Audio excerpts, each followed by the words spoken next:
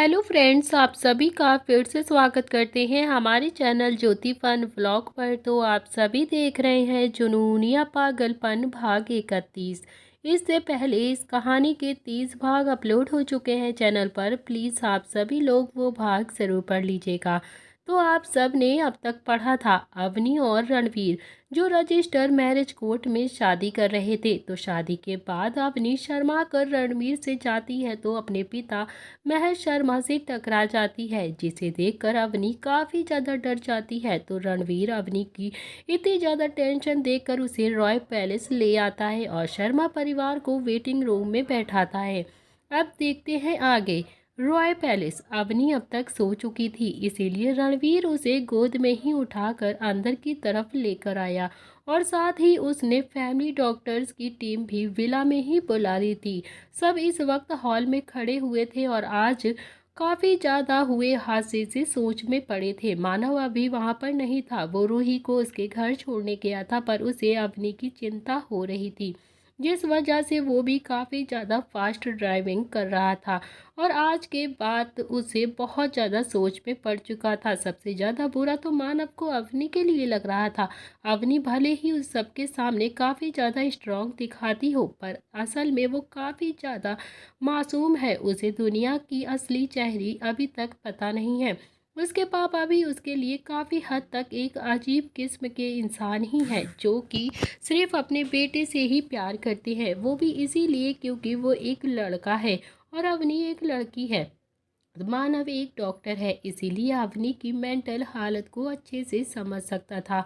इसीलिए इसे अवनी की बहुत ही ज़्यादा फिक्र हो रही थी। तो मानव ने किसी तरह से रूही को समझा दिया था, पर वो खुद बहुत ही ज़्यादा परेशान हो रहा था और बहुत ज़्यादा फास्ट ड्राइविंग करने से मानव लगभग आधे घंटे में ही वापस घर आ गया और वो सीधा ही रणवीर के रूम की तरफ बढ़ गया। अवनी जो शायद टेंशन की वजह से नींद में बेहोश हो गई थी, जिसे देखकर रणवीर काफ़ी पहले ही बहुत ज़्यादा महसूस कर लेता है। इस वक्त रणवीर अवनी का हाथ थामे बड़े ही प्यार से बेड पर अवनी के सिरहाने बैठा हुआ था। उसके चेहरे के भाव सख्त थे, जिसे देखकर सभी डॉक्टर्स काफ़ी डर रही थी। थोड़ी देर बाद अवनी को बहुत ज़्यादा ऑक्सीजन करने की ज़रूरत पड़ी है। डॉक्टर रणवीर से बोली, सर, मैम को शायद किसी बात का सदमा लग गया है और उनकी बीपी काफ़ी लो है।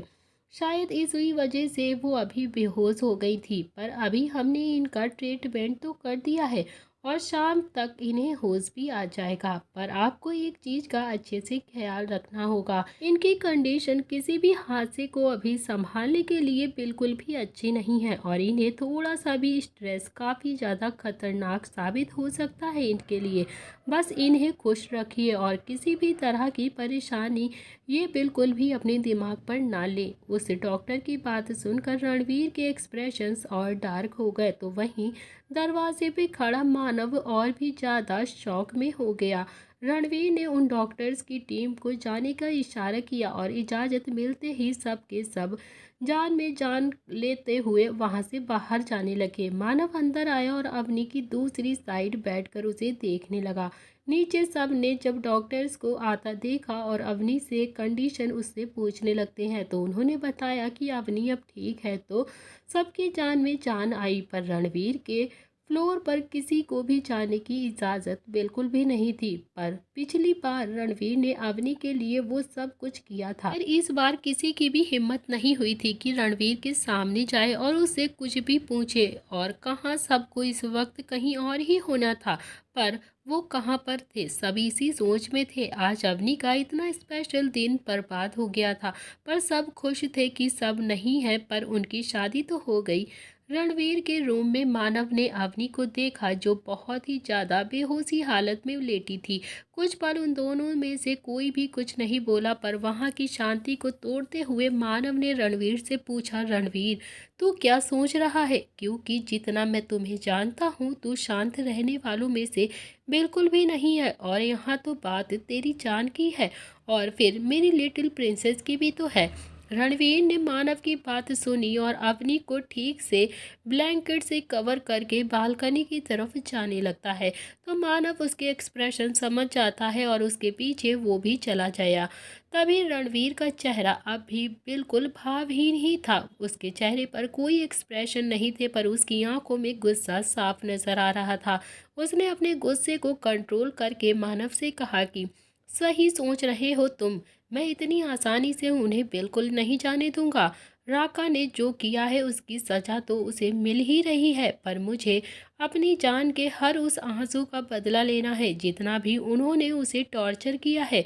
और अब सबसे पहले तो शुरुआत उनसे करूंगा जिन्होंने मेरी जान को थप्पड़ मारा था और उसे बेचैनी करने की कोशिश की थी, परेशान किया है उसे। रणवीर की सारी बातें और उसका गुस्सा मानव एकदम महसूस कर रहा था और उसे भी उतना ही गुस्सा आ रहा था कि जितना कि रणवीर को आ रहा था। रणवीर ने अपनी बात को ख़त्म किया और वो सीधा वॉशरूम की तरफ बढ़ जाता है। उसके जाने के बाद मानव भी वहाँ से बाहर की तरफ चला गया। उसके दिमाग में भी कुछ चल रहा था।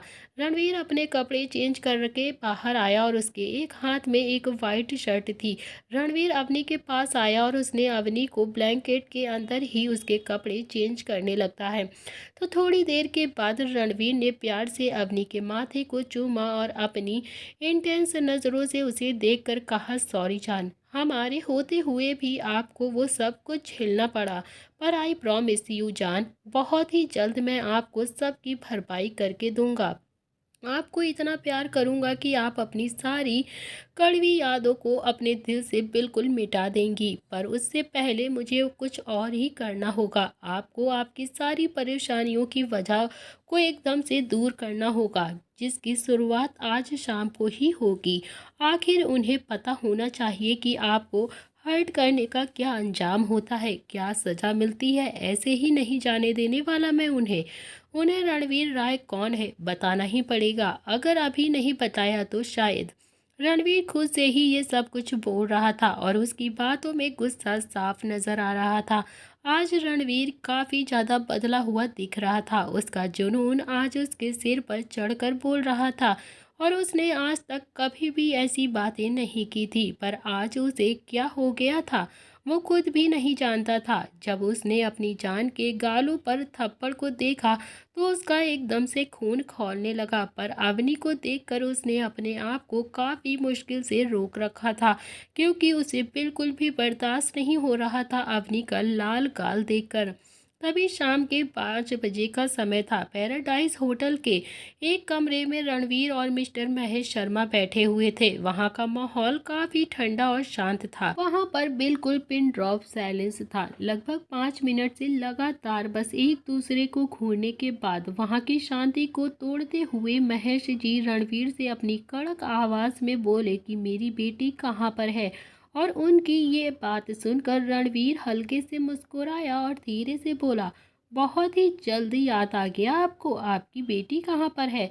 वैसे अब वो आपकी बेटी बिल्कुल भी नहीं है, मेरी जान है। महेश जी गुस्से से रणवीर को घूर कर बोले, तुम होते कौन हो मेरी बेटी के बारे में ऐसी घिनौनी बातें करने वाले।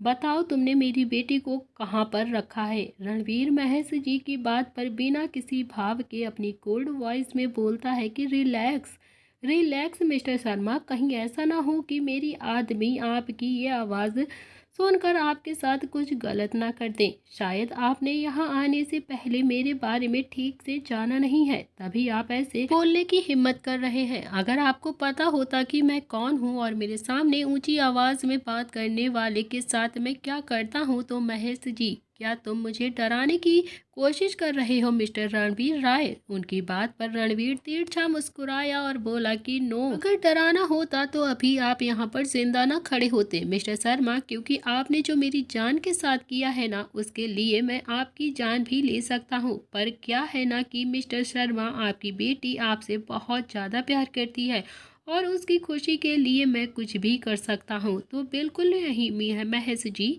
रणवीर से बोलते हैं, ये धमकी देना बंद करो और साफ साफ बताओ कि मुझे यहाँ पर क्यों बुलाया है।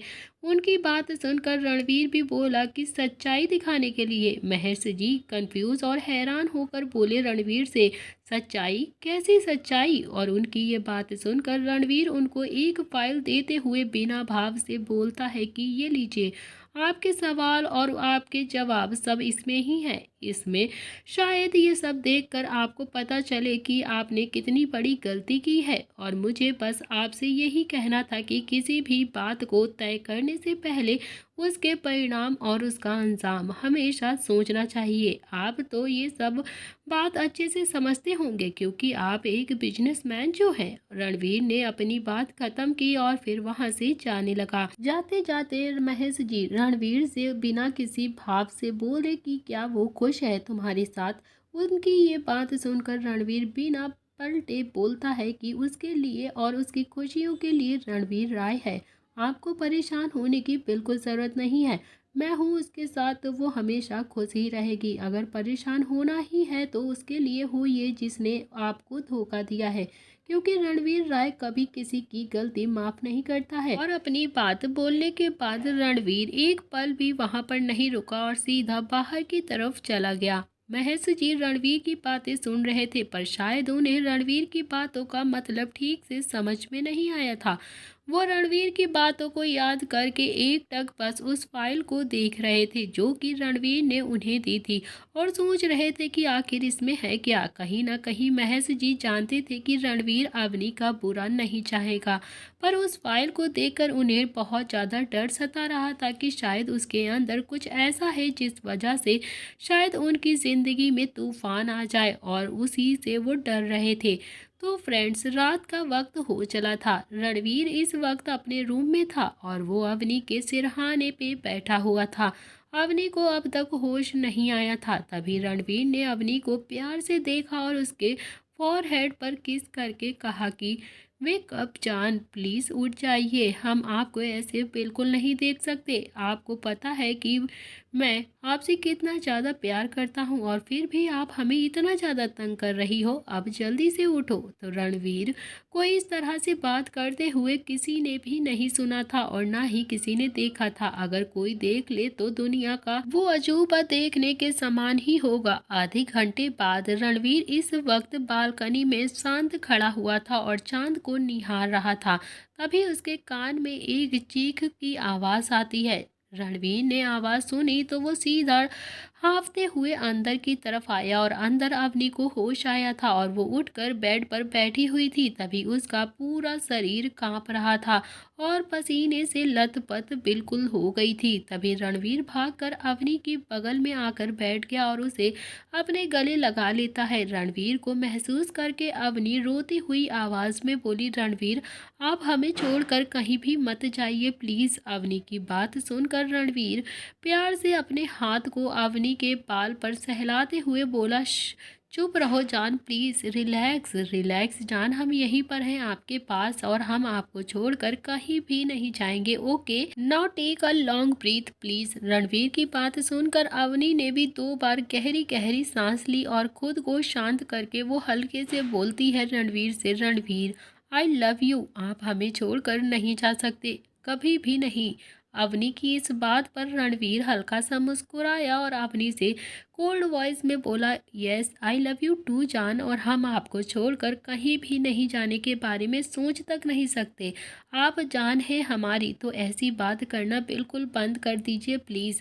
रणवीर ने अवनी को कहा और उसे खुद से अलग करके अवनी के दोनों हाथ अपने हाथों में लेकर धीरे से बोलता है कि जान, आपको भूख लगी होगी ना, तो प्लीज़ कुछ खा लीजिए। रणवीर की बात सुनकर अवनी ने अपना सिर हाँ में हिलाया, तो रणवीर ने उसे देखा और फिर अवनी के माथे को प्यार से चूम कर कहा कि ओके, आप यहीं पर रुको, हम अभी आपके लिए कुछ लेकर आते हैं।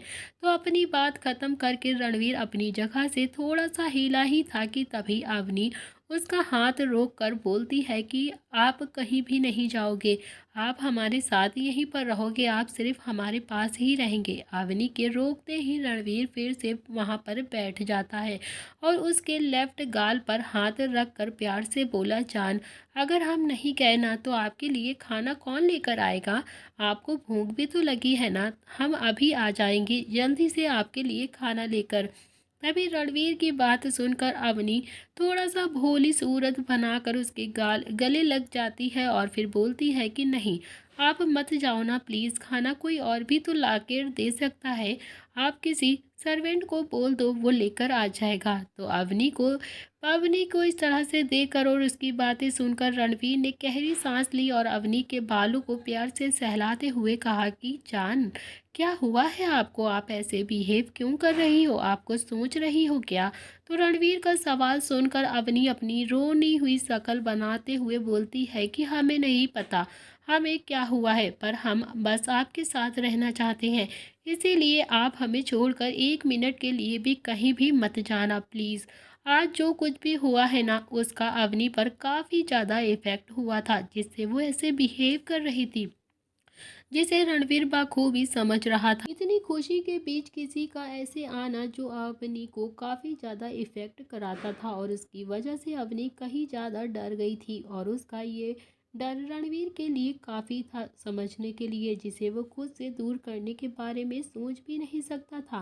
तभी रणवीर ने उसको आगे किया और प्यारी सी मुस्कान के साथ कहा, ओके ओके, हम कहीं भी नहीं जाएंगे। ओके, अब तो आप खुश हो ना? इसकी बात से अवनी मुस्कुराती है और उसकी मुस्कान देखकर रणवीर भी साइड में रखे टेबल से अपना फ़ोन लेता है और फिर नीचे कॉल करके खाना लाने के लिए किसी सर्वेंट को बोलता है। थोड़ी देर के बाद रूम का दरवाज़ा खुला और एक मेड अपने हाथ में खाने की ट्रॉली लेकर अंदर की तरफ आ रही थी। तभी रणवीर वो रखने के लिए बोलता है और उसे जाने का इशारा कर देता है। आज खाने में अवनी के पसंद का ही खाना था, पर वो पूरा खाना बहुत ज़्यादा हेल्दी था। रणवीर ने अवनी को गोद में उठाया और अपने खाने को टेबल पर बैठा दिया। अवनी भी अभी बहुत ज़्यादा रणवीर की शर्ट में ही थी, खुद को शर्म से महसूस कर रही थी। उसने देखा कि वो रणवीर की शर्ट में है, पर उसने इस पर अभी ज़्यादा ध्यान नहीं दिया था। तभी रणवीर ने पूरा खाना अवनी को अपने हाथों से खिलाया और फिर खुद भी खाना खा लिया। खाना खाने के बाद रणवीर ने अवनी को बेड पर लेटाया और कहा कि आप यहाँ पर लेटो, हम अभी आते हैं। और उसकी बात सुनकर अवनी ने भी कुछ नहीं कहा। तभी रणवीर वॉशरूम में गया और वहाँ रणवीर ने शावर लिया और अपनी ब्रेस्ट पर टॉवल लटकाते हुए बाहर की तरफ आ गया। बाहर अवनी जो बेड पर सिर टिकाए हुए बैठी ही थी। तभी अवनी ने जब रणवीर को देखा तो इस वक्त वो काफ़ी ज़्यादा हॉट एंड सेक्सी लग रहा था। तभी रणवीर खुद पर अवनी की नज़र महसूस करके हल्के से मुस्कुराता है और फिर अपने कदम अवनी की तरफ बढ़ाने लगता है। तभी रणवीर को अपनी तरफ आता देखकर अवनी ने भी अपनी निगाहें इधर उधर करना स्टार्ट कर दिया और ऐसे रिएक्ट किया जैसे वो उसे देख नहीं रही थी। और उसकी इस हरकत पर रणवीर बोला, जान, आप हमें ऐसे ताड़ सकती हो, वैसे भी अब हम आपके हस्बैंड हैं तो आपका पूरा हक है हमें देखने का और छूने का भी। तभी रणवीर की बेशर्मी भरी बातें सुनकर अवनी सक्का पक्का रह गई और वो हकलाते हुए बोली, वो हम तो आपको थोड़ी देख रहे थे, हम तो बस अपनी बात पर अटकते हुए रणवीर को देखने लगती है अवनी। तभी रणवीर जल्दी से अवनी के पास गया और उसे कसकर हक करके बोला, जा, आप कुछ ज़्यादा ही सोचती हैं, अभी आप रेस्ट करो, हम जल्दी से चेंज करके आते हैं। रणवीर की बात सुनकर अवनी भी शर्म से बिल्कुल लाल हो गई थी और उसने कुछ भी नहीं बोला, और वो बोलती भी क्या, क्योंकि रणवीर ने तो उसे इतना ज़्यादा टाइट हग जो कर रखा था।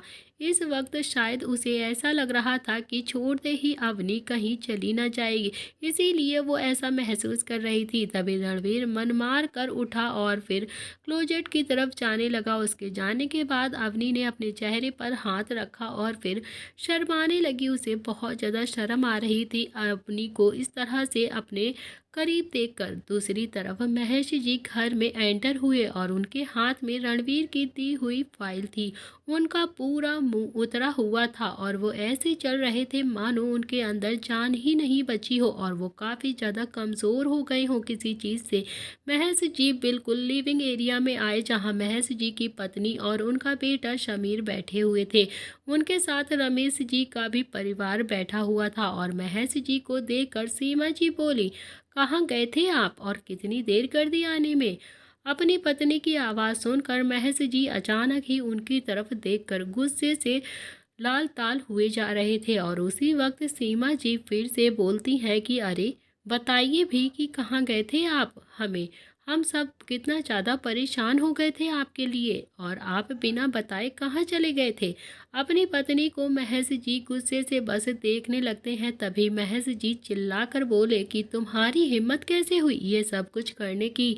तभी महेश जी की इतनी गुस्से भरी आवाज़ सुनकर सब अपनी जगह से उठ गए और हैरानी से महेश जी के पास आने लगे और उनकी पत्नी सीमा जी उनकी ऐसी आवाज़ सुनकर डर से कांपने लगती हैं। और उसी वक्त समीर बोला, पापा आपको क्या हुआ है? आप इतना ज़्यादा गुस्से में क्यों हैं? आखिर क्या किया है मॉम ने जो आप इतना ज़्यादा हाइपर हो रहे हैं उन पर? तभी महेश जी अपने बेटे की बात सुनकर लगभग अपना आपा खोकर गुस्से भरी आवाज़ में बोलते हैं कि मुझे पूछने से पहले अपनी माँ से पूछो कि उसने क्या किया है। महेश जी की बात सुनकर सब सीमा जी की तरफ देखने लगते हैं और कोशिश करने लगे कि महेश जी क्या कहने की कोशिश करने कह रहे हैं। आखिर महेश जी की पत्नी सीमा जी ने क्या किया है? सबके चेहरे पर हैरानी और परेशानी थी। समीर फिर से अब महेश जी से बोला। तभी महेश जी लगभग अपना आपा फिर से खोकर गुस्से भरी आवाज में बोले कि मुझे पूछने से पहले अपनी माँ से पूछो। मैंने कहा ना कि उसने क्या किया है,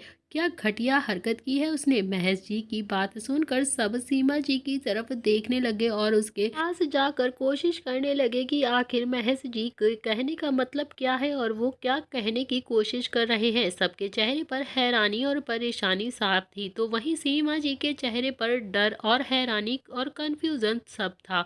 उन्हें अंदाजा था कि महेश जी का गुस्सा किस हद तक जा सकता था। तभी सीमा जी को परेशानी से सताने लगती है और वो महेश जी के पास धीरे धीरे आई और डरते हुए बोली, मगर थोड़ा सा सॉफ्ट वॉइस में बोली, क्या हुआ है महेश जी? आप इतना ज़्यादा गुस्से में क्यों हैं? क्या मुझसे कोई गलती हुई है क्या?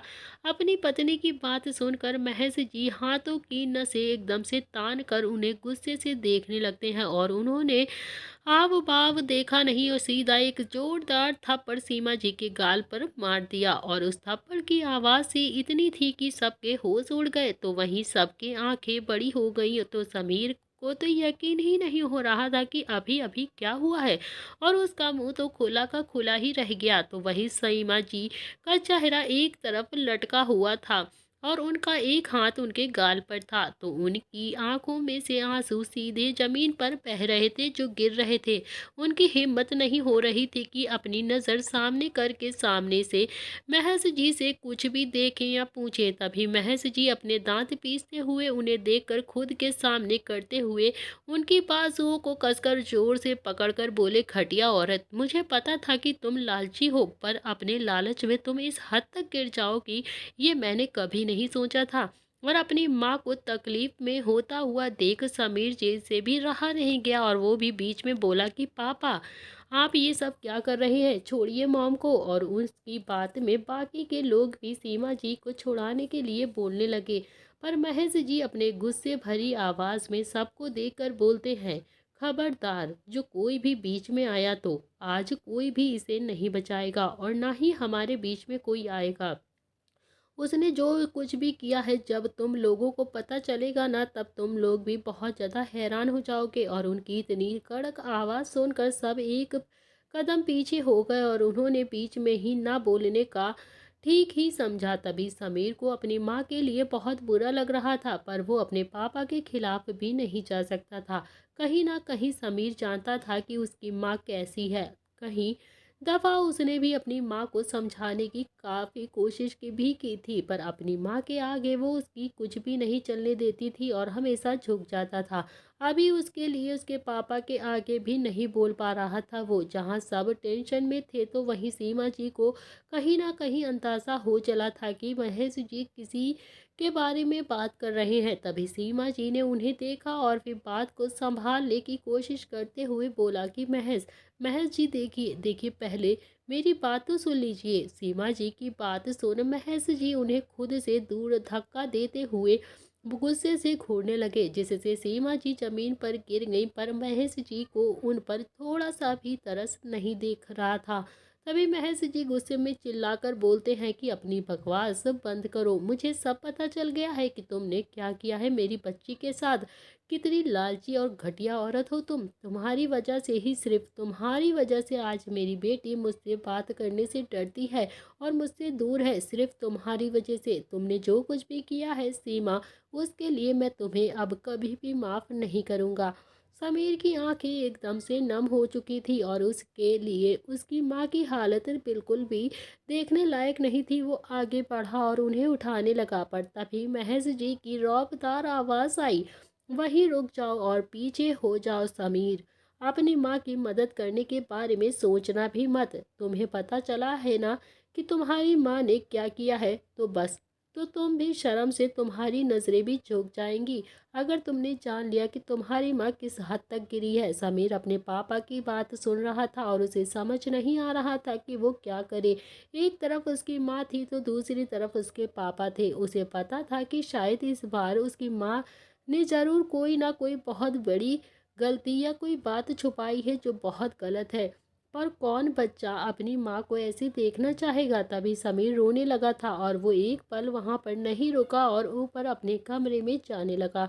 महेश जी उसे जाता हुआ देख रहे थे पर उन्होंने उसे नहीं रोका। समीर के जाने के बाद महेश जी अपनी नज़र सीमा जी से फेर कर गुस्से से बोले कि अभी के अभी निकल जाओ यहाँ से सीमा। कहीं ऐसा ना हो कि मैं तुम्हें जान से मार दूँ और मेरे हाथ तुम्हारा मर्डर हो जाए। वैसे भी तुमने जो हरकत की है ना, उसके लिए मौत भी कम सजा होगी तुम्हारे लिए।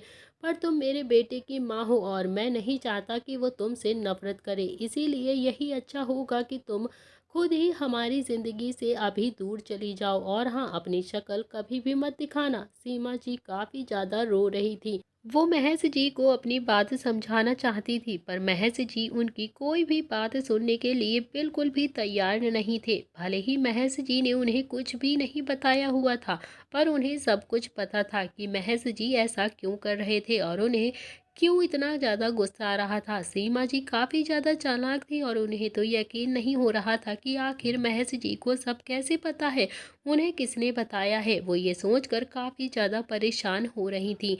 तभी दूसरी तरफ रणवीर का रूम। अवनी इस वक्त बेड पर थी और उसकी बगल में रणवीर भी लेटा हुआ था। अवनी की नज़र एकटक बस रणवीर को ही देखे जा रही थी, तो रणवीर भी बस उसे ही देख रहा था और रणवीर के ऐसे देखने से अवनी को काफ़ी ज़्यादा शर्म आ रही थी। अवनी रणवीर जो एक दूसरे को देखने में खोए हुए थे, तभी अचानक से ही अवनी ने अपनी नज़रें रणवीर को देखने से हटा ली तो रणवीर ने उसे ऐसा करता देख मुस्कुरा दिया और रणवीर अवनी के ऊपर झुका और उसकी नेक पर बाइट कर देता है। तो बाइट का एहसास होते ही अवनी ने अपनी आंखें मीच ली और अवनी ने रणवीर से कहा कि रणवीर, हमें दर्द हो रहा है, प्लीज़ बाइट मत करिए। अवनी की इस बात पर रणवीर कमर से उसे खुद के तरफ खींच लेता है और फिर वॉइस में हल्की से बोला, सॉरी जान, पर जब भी आप हमारे इतने करीब होती हैं तो हमें क्या हो जाता है, हम अपने आप को रोक ही नहीं पाते हैं। ऐसा लगता है आपको टूट कर प्यार करें, इतना प्यार करें कि आपकी रूह तक को पता चल जाए कि अवनी सिर्फ रणवीर की जान है और उसकी सांस है, उसकी ज़िंदगी है। रणवीर की ये सारी बातें अवनी की धड़कनें बढ़ा रही थी और वो अपनी आंखें मीच कर रणवीर की बातों को ध्यान से समझ रही थी। ये एहसास नया था। रणवीर के पास होना उसके लिए एक अलग ही फीलिंग्स लाता था। पता नहीं, पर वो खुद को पूरा महसूस करती थी। भले ही वो अब तक पूरी तरह से कंफर्टेबल नहीं हुई थी, पर वो रणवीर को रोकना भी नहीं चाहती थी। पर रणवीर ये अच्छे से जानता था कि अवनी को कब और कैसे महसूस होता है। वो अपनी गर्दन अवनी के सामने एक टक रखकर उसे देखने लगा और इस वक्त अवनी की आंखें बंद थी, पर उसकी ऊपर नीचे होती सांसें उसका हाल अच्छे से बयां कर रही थी। कुछ ऐसे ही निहारने के बाद रणवीर अवनी के हाथों को कोहनी पर रखकर खुद को शरारती अंदाज में अवनी से बोला, चांद, क्या आपको कुछ हो रहा है। उसकी ये बात सुनकर अवनी अचानक से अपनी आंखें खोलती है और रणवीर को देखने लगती है। रणवीर की इंटेंस नज़रें उस पर ही थी और उसे ऐसे देखकर अवनी को शर्म शर्म आ रही थी। उसने रणवीर को अपनी तरफ खींचा और फिर गले लगा लिया। तभी रणवीर ने उसे ऐसा करता देख और उसके बालों को सहलाने लगा। तभी रणवीर इस वक्त शर्टलेस था, जो अवनी अच्छे से फील कर रही थी। वो शर्माई और फिर रणवीर से बोली, हाँ हमें कुछ हो रहा है, इसीलिए हम चाहते हैं कि आप हमें ऐसे अपनी बाहों में बिल्कुल भी समेट कर रखें और कहीं जाने ना दें। इस पर रणवीर अवनी से बोला कि सोच लीजिए जान, फिर मत कहना। अवनी सोच लिया है, बट आप उस हद तक बिल्कुल भी नहीं जाएंगे, हमें पता है। रणवीर हल्के से मुस्कुराया और बोला, काफ़ी अच्छे से जानने लगी हैं जान आप हमको। तभी अवनी रणवीर की बाहों में सिमटते हुए बोली, हाँ तो क्यों ना जाने, हम वाइफ हैं आपकी, आपको जानने का हक है हमारा, जिसे हम काफ़ी अच्छे से करना भी चाहते हैं, इसीलिए हम आपकी हर बात को नोटिस भी करते हैं। रणवीर बेड पर सीधा लेटकर अवनी को अपनी बाहों में भरकर अपनी आंखें बंद किए हुए बोलता है, ओके नाउ यू स्लीप, क्योंकि आपको नींद की ज़रूरत है जान। रणवीर की बात सुनकर अवनी ने कुछ भी नहीं कहा और वैसे भी काफ़ी ज़्यादा रात हो चुकी थी, तो अवनी को भी अब हल्की हल्की नींद आने लगी थी। तभी थोड़ी देर के बाद उसी पोजीशन में रहकर अवनी को नींद आ गई थी और उसकी गहरी सांस रणवीर अपने सीने पर महसूस कर रहा था। रणवीर ने अपनी आंखें खोली और अवनी को देखा, जो अभी किसी खरगोश की तरह उससे चिपक कर सो रही थी। रणवीर हल्के से मुस्कुराया और अवनी की नोज पर किस करके बोला, माई लिटिल रैबिट, सोते वक्त तो हम आप पे और भी ज़्यादा प्यार आता है हमें। रणवीर खुद से बोला और फिर बड़े ही आराम से अवनी को बेड पर लेटाया और फिर खुद उठकर कहीं जाने लगा। और जाने से पहले रणवीर ने अवनी को अच्छे से ब्लैंकेट से कवर कर दिया। रणवीर ने नाइट स्टैंड से अपना फ़ोन लिया और फिर बालकनी में जाकर खड़ा हो गया। बालकनी में जाकर रणवीर रेलिंग पर एक हाथ रखकर ऑन कॉल बोला, राका की बॉडी इसके भाई को भेज दो और उसकी भी तो पता चले कि गलती की सज़ा क्या होती है, उसको पता चलना चाहिए। उधर से अमन की आवाज़ आई, ओके बॉस हो जाएगा।